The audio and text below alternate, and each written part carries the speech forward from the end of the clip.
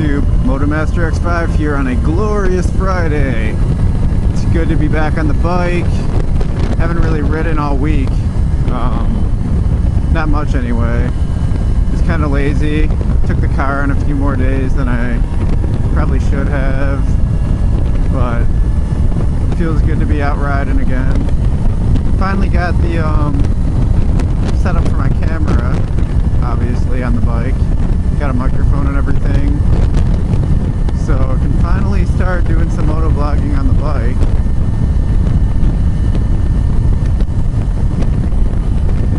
Anyway, actually I had another video I recorded the other night, but I'm not going to post it because it's kind of too dark for the camera to see much and nothing really happened. I wasn't really planning on posting it anyway. I just kind of rode around and babbled on about shit to make sure the microphone worked. So it does indeed work, so we are good to go there. Everything is good. Good in the hood. Oh man, I fucking love riding my bike. Woo! Ah, thankfully there's someone in front of me. This traffic light here like never changes for me. I don't know if you guys have any issue with that, where you guys are, but a lot of times traffic lights just do not like to change for me. Like, they just don't detect the bike. I guess the bike doesn't have enough, you know, metal to affect the magnetic field enough, and it just does not like to change. So a lot of times I end up running this light if there's no car in front of me. It's not something I like to do, but it's either that or I have to wait for like 20 minutes for a car to come, which, yeah, fuck that. Do.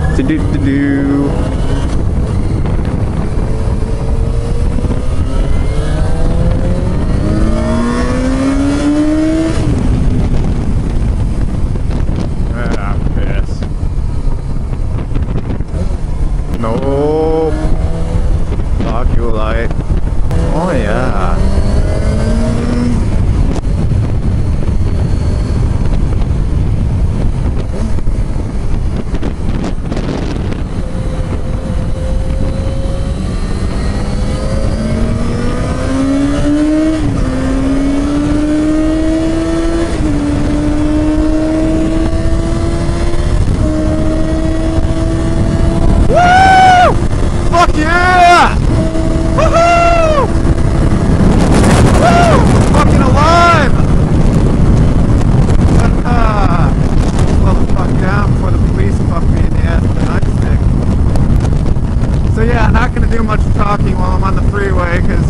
Probably tell the wind is fucking ridiculous, so I'm just gonna shut up and enjoy the ride until I hit my exit. Alrighty, finally at my exit. So I thought about it a little bit, what I'm gonna actually talk about today, instead of just babbling on about a bunch of nonsense. And today I'm gonna talk about my bike, my lovely FZ6R. Yep, I ride a Yamaha FZ6R. It's a 600cc sport touring bike. It's a 2013 model. It's basically based on an R6, but it's detuned a bit, or they say it's retuned for lower, for more power on the low end of the power band. But in all honesty, it's more detuned. They did add a little bit of power on the low end, but it's not a huge difference from what I saw on like dyno charts between the two bikes. So they mainly detuned it. But honestly, like, this bike is, I'm not gonna say it's like a rocket, but it's pretty quick. I remember when I first got the bike, like, this was my first bike. Probably not the best idea getting a 600cc sport bike, even though it's not a super sport. It's still a quick bike. I mean, it'll still freaking do 0 to 60 in 4.5 seconds and a quarter mile in like 12 point something, 13, around 13, I think. But yeah, when I first got this bike, I thought it was just insane. Like, even in 6th gear, just opening the throttle, it just felt so fast to me. Nowadays, it's like nothing to just open the throttle, and pretty much even 1st gear, I can go pretty much full throttle once I get rolling. Which I'm not going to do right now because I've already been pushing my luck a bit. But basically. I really love this bike. Like, it's an everyday rider bike. It's a good bike, especially after I did some mods to it. Like, it's not in its stock configuration right now. It's not too far off. The mods that don't really make a huge difference in the handling, just more appearance, are I installed a fender eliminator to get rid of the fat, bulbous, ugly fender that comes on these bikes from factory. I don't know why the hell they put those on there. It's got to be some legal reasons. But yeah, fender eliminator. What else did I put on it? I have an integrated taillight, flush mounted directionals. Now those aren't really functional too much. If anything, they give me slightly less function because, you know, I have less visibility when I'm turning, or people have less visibility of me rather when I'm turning. But they do make the bike look a lot sharper. They make the bike look a lot sleeker and more like an actual super sport. So those are nice, but they're not really what made me love the bike. What really helped a ton, like I really wanted a new bike, like within 6 months of riding this one. Maybe not even 6 months, maybe like 3 or 4. Was I had the front end dropped by like 1.5 inches. And the bike, it's like, it handles like a whole new bike. Like, it's a dream. At first it was kind of weird getting used to it. It was almost twitchy. Like, I just tap the side and it turns. Before, you just have to work a little bit harder to turn the bike. I mean, it's not like a huge deal. It's not like the bike didn't turn before. But it made a huge difference, especially at like highway speeds. If I want to like switch lanes quickly or something, basically drive like a dick, which shouldn't do, and I try not to be too much of a dick on the highway, for my sake, as well as just, you know, everyone else's sanity. I don't want to be that guy that makes everyone hate bikes because they see them ripping up the highway like a douchebag. But yeah, like dropping the front end by a couple inches really made a huge difference in this bike's mannerisms on the road. Like, it really made me happy to keep the bike for a while. And like, even now, like, I really want to get something like an R6 or an R1, which I'm definitely not ready for. I know I probably shouldn't get an R1. But the thing is, like, first off, I can't really afford it unless I sell this bike, and then I won't have a bike until I buy a new bike, and I don't want to be without a bike in the middle of summer. So maybe this fall or winter, I might sell this bike and look for a used R6 or something. But no, this bike is fine. Like, it's pretty quick, like I was saying. The acceleration's good. Yeah, if I ever drag race, like, you know, a true super sport, I'll get my ass kicked, but I don't really race other bikes or really race much at all. You know, occasionally I'll fuck around like anyone else. I pull up next to a nice car or bike and we'll take off, but I don't really give too much of a shit if my bike's the fastest. It doesn't really matter that much, as long as I'm having fun on it. Top speed, it tops out. The speedometer will say about 142 when 6th gear is sitting there pegging off the rev limiter. And I'm sure it's off. I think it's off by like 5 or 6 miles an hour. It's probably closer to 135, 136, which is plenty fast for the street. I mean, that's just... Yeah, it would be nice to be able to go faster, but it's really not safe to go that fast anyway on the street, so it's not really a big deal for me on the top speed end of things. This bike's reliable. It has exactly 4,500 miles right now, as you may or may not be able to see. So it's pretty new. I got it with 800 miles at the beginning of the summer, so I've put a good amount of miles on it. It's pretty new. It's a 2013, so it's fuel injected, runs nice and cool. Because I know my buddy has an older sport bike. It's not too old. It's 2008, but it's carbureted, and the thing runs really hot. Like, he has to worry about it overheating in the summer. That might just be his bike, I don't know, but my bike has no issue like that at all. Even on pretty hot days, the fans will kick on. Now it'll cook the shit out of my balls, which kind of fucking sucks, but I'd rather my balls get cooked than have my bike die on me. I'm not trying to have kids anytime soon, so, you know, I guess that's fine.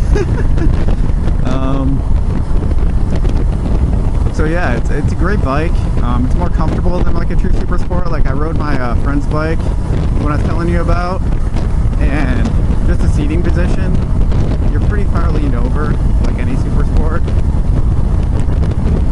And in all honesty, like, I didn't mind it too much, but I do like to go on some longer rides on this bike.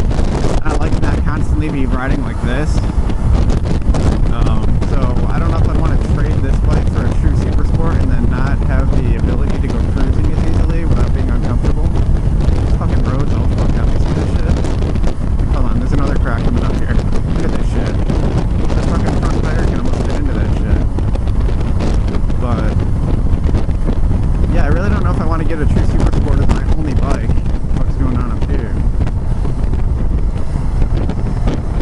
then I lose the flexibility of having a comfortable bike to just go cruising on when I just want to, you know, relax or, you know, have a more leisurely ride. Because I mean, even this bike, I can just kind of scoot my butt back and lean forward. I can get into a pretty aggressive stance on this bike as it is if I want to. Hell, to hit that top speed I was telling you guys about, the 142, I have to pretty much duck in behind this windscreen so my helmet's not sticking up at all. Any drag at all, and just lowers my top speed. Because this bike can just reach it on like the perfect day. Usually it tops out around 135, but I have hit 142. I might have been on like a slight downgraded hill or something, but yeah, overall this is a great bike. Main cons are, you know, it's not a super sport. It's not quite as fast as a true super sport. It's pretty heavy for a 600cc. It weighs something like 470 pounds wet, which is getting pretty fat for a bike, especially a 600. Oh, these guys aren't fucking letting this guy go. What a tool. Don't worry, buddy, I'll let you go.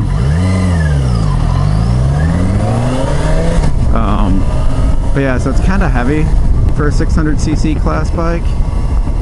But again, that's why it's a lot cheaper than an R6. I think brand new these bikes go for $7,500 or something like that, maybe $8,000. Whereas an R6 is like 10 or 11.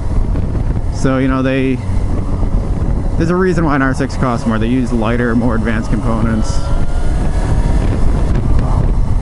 And I bought this bike used. I got this bike for a steal. Like I said, it had 800 miles. It's 2013.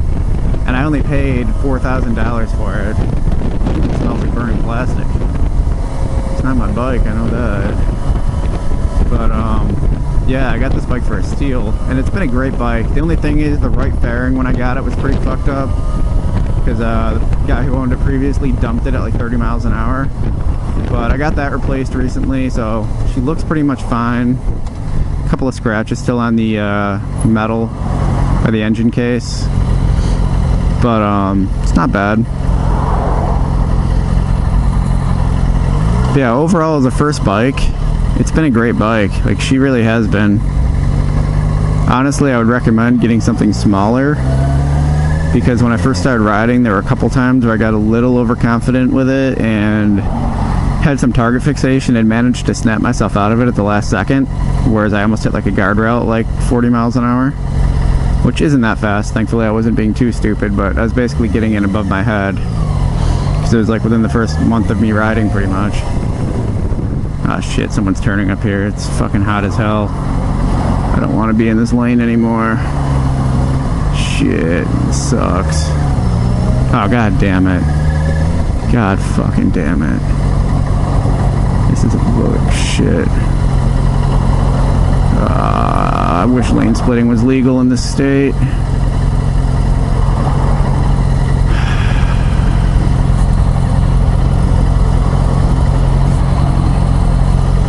But yeah, anyway, basically the main pros of this bike, just to reiterate real quickly, is it's pretty quick, you know, for a 600cc sport touring bike. Oh my god, it's so fucking hot. It's comfortable, a lot more comfortable than, you know, get the fuck moving. Balls are getting too hot. Oh yeah, fucking hot balls. Hot balls, nope, not stopping for this light. But it's comfortable, it's pretty quick. It's quick enough for the street, definitely. Definitely have no issue keeping up with traffic or getting out of the way, you know, power yourself out of a bad situation. You can have plenty of fun on it. It corners very well after you lower the front end by a couple inches, or inch and a half, whatever I had done. So yeah, and the only real cons are it's not a true super sport, so it's not quite as quick and it's a little heavy. But overall, I love this bike. I'm very glad that I bought this as my first bike. And I guess that's it for my first motovlog on my bikes. So have a good day, YouTube. See you later. Check this out. This is the bonus cat footage. Oh yes, check out my bonus cat. Hi, Lily B.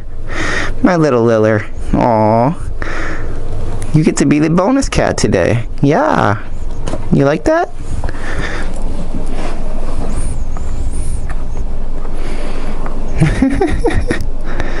Little girly. I know, you missed me. I know.